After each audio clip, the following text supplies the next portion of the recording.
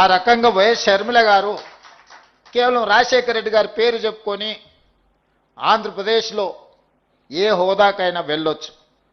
కానీ ఇటు తెలంగాణలో 3700 కిలోమీటర్ల పాదయాత్ర కావచ్చు, ఆంధ్రప్రదేశ్లో ఈరోజు చాలా కష్టాలలో ముళ్ళబాటలో ఈరోజు ఆంధ్రప్రదేశ్ కాంగ్రెస్ పార్టీ అధ్యక్షురాలుగా తను చేయగలిగిన ప్రయత్నం అంతా ఏ అవకాశాన్ని కూడా జారవిడ్చుకోకుండా ఈరోజు ఆంధ్రప్రదేశ్లో కాంగ్రెస్ పార్టీని బలోపేతం చేయడానికి వైఎస్ షర్మిల గారు ఈరోజు కష్టపడుతున్నారు. నేను మీకు చెప్పదలుచుకున్నది,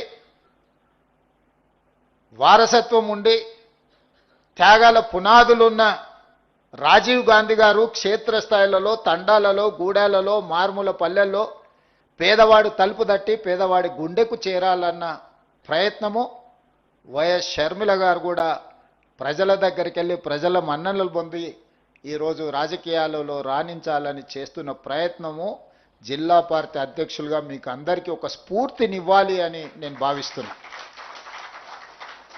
కష్టము శ్రమ ఎప్పుడు ఊరికపోదు.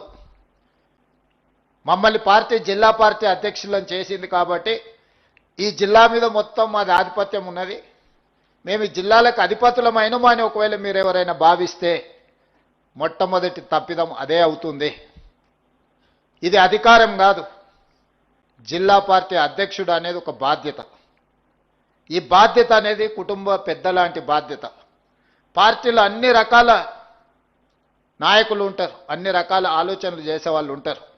షర్మిల గారు చెప్పినట్టు వితిన్ ద పార్టీలో కూడా భిన్నాభిప్రాయాలు చెప్పేవాళ్ళు ఉంటారు.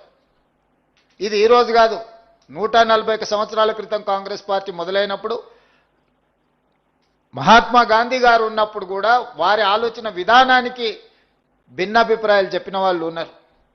ఆ రోజు నుంచి ఈ రోజు వరకు కాంగ్రెస్ పార్టీలో వివిధ సందర్భాలలో జాతీయ స్థాయి నాయకత్వంలోనే జాతీయ నాయకత్వం చెప్పేదానికి కూడా భిన్నంగా అభిప్రాయాలు చెప్పే సంస్కృతి కాంగ్రెస్ పార్టీలో ఉన్నది.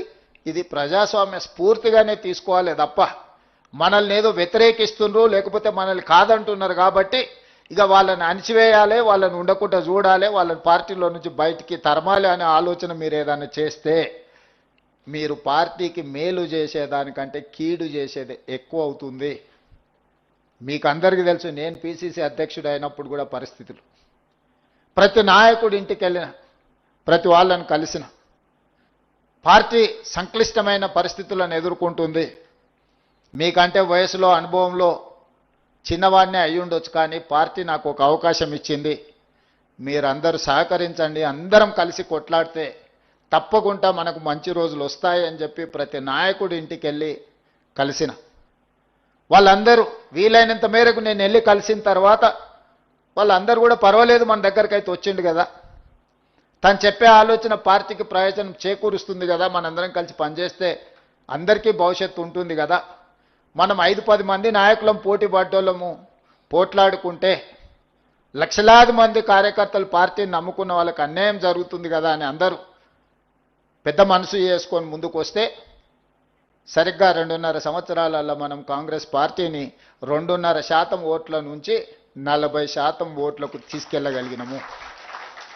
మిత్రుడు వంశీచంద్రెడ్డి గారు చెప్పినట్టు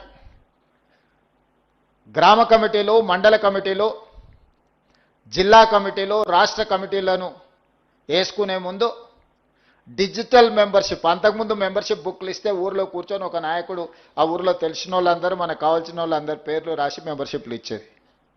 అట్లా కాదు, డిజిటల్ మెంబర్షిప్ చేయాలని ఏఐసిసి ఆదేశించినప్పుడు పద్ధతి ప్రకారంగా ప్రతి ఇంటికి వెళ్ళి ఒక యాప్ క్రియేట్ చేసి ప్రతి మనిషిని కలవండి, చేరతామన్న వాళ్ళనే పార్టీలో చేరించుకోండి అని చెబితే గ్రామ స్థాయి, మండల స్థాయి, జిల్లా స్థాయి నాయకత్వం అంతా ప్రతి నియోజకవర్గానికి ఒక సమన్వయకర్త అనేసి మనం పంపించి 119 నియోజకవర్గాలలో ఒక క్రమ పద్ధతిలో మెంబర్షిప్ చేస్తే 42 లక్షల మెంబర్షిప్లు మనకు అయినాయి.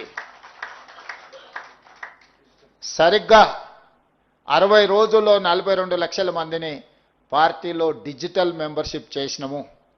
ఢిల్లీకి అనుమానం వచ్చింది వీళ్ళు ఊరికే ఏదైనా ఈ వివరాలు సేకరించినామని.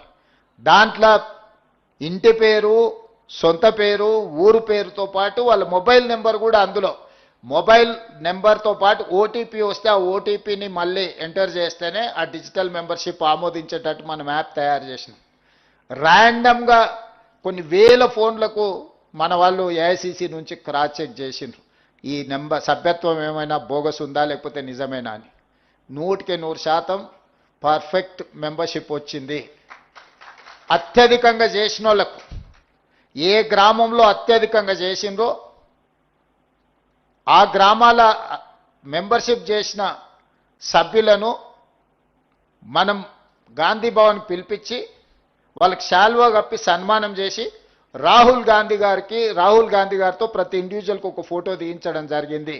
ఈరోజు పార్టీ సభ్యత్వం బాగా చేసి పార్టీ గౌరవాన్ని పెంచిన పనిచేసిన వాళ్లకు రాహుల్ గాంధీ గారిని ఆనాడు గాంధీ భవన్లో మనం కల్పించడం జరిగింది. మహేష్ గౌడ్ గారు ఆ రోజు కార్యనిర్వాహక అధ్యక్షుడిగా ఈ కార్యక్రమాన్ని గాంధీ భవన్లో ఏర్పాటు చేసింది. ఆ రోజు క్షేత్రస్థాయిలో నేను సిఎల్పి లీడర్ బట్టి ప్లీజ్ సబ్స్క్రైబ్ .న్యూస్